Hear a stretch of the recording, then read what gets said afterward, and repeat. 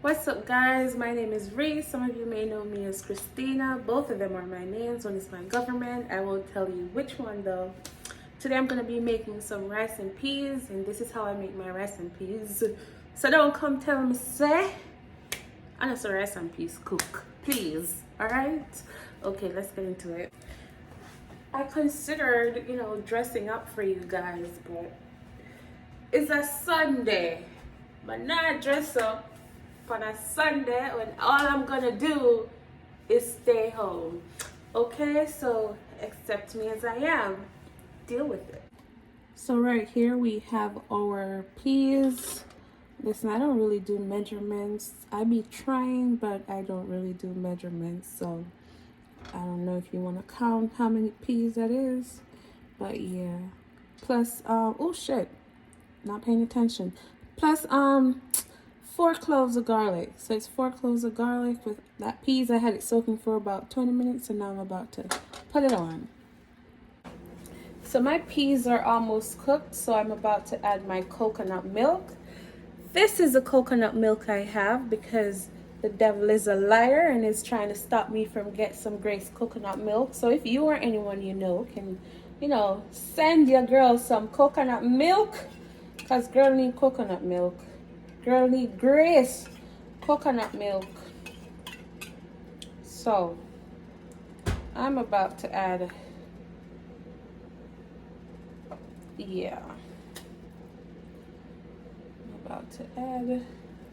this. It says coconut milk, but it's beer cream this. But anyways, we make do with what we have.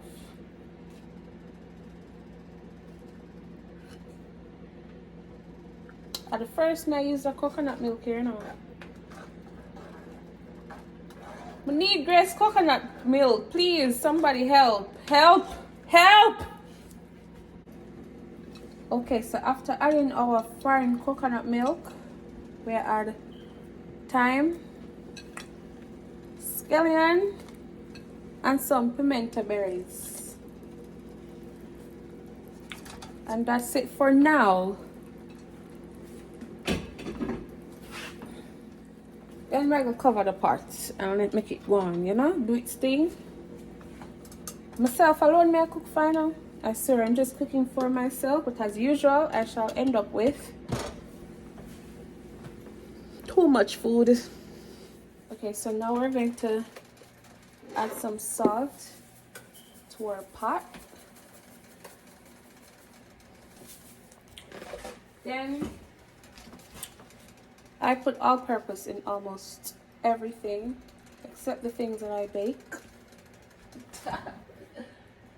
And my new little friend, I'm going to add some of that as well.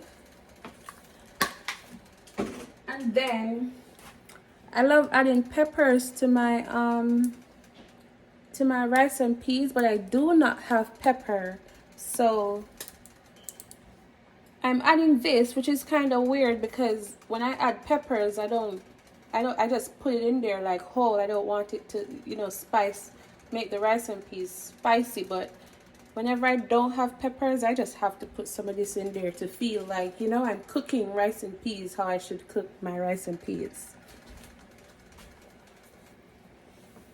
And stir that. Then we're going to taste it off camera and see if it needs anything else, and then, add it.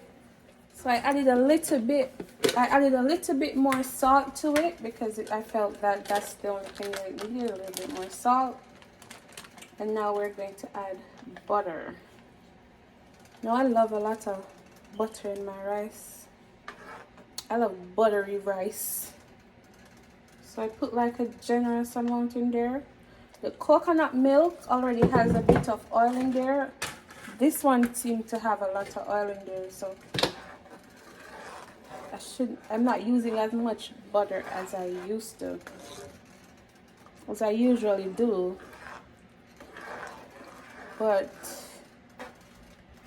yeah, I think that's it for how I'm seasoning my rice and peas. Let that cook for a little bit. We're going to let it cook for a little bit, and then we add our rice. I forgot to record adding the rice.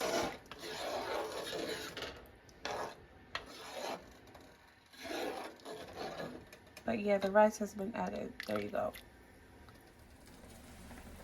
And there you have it. My rice and peas. It's done. Let me tilt the pot a bit so you can see. Yeah. Pretty, don't it? And that's it. That's how you make Reese's rice and peas.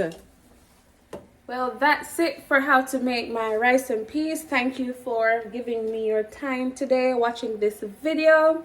You know, the aim of any rice and peas is for it to be able to stand on its own, because you know sometimes the meat done and you have the rice and peas and you want to throw a little butter in there and just, you know, it's a whole meal, because you know rice and peas stand on its own. You don't need the meat.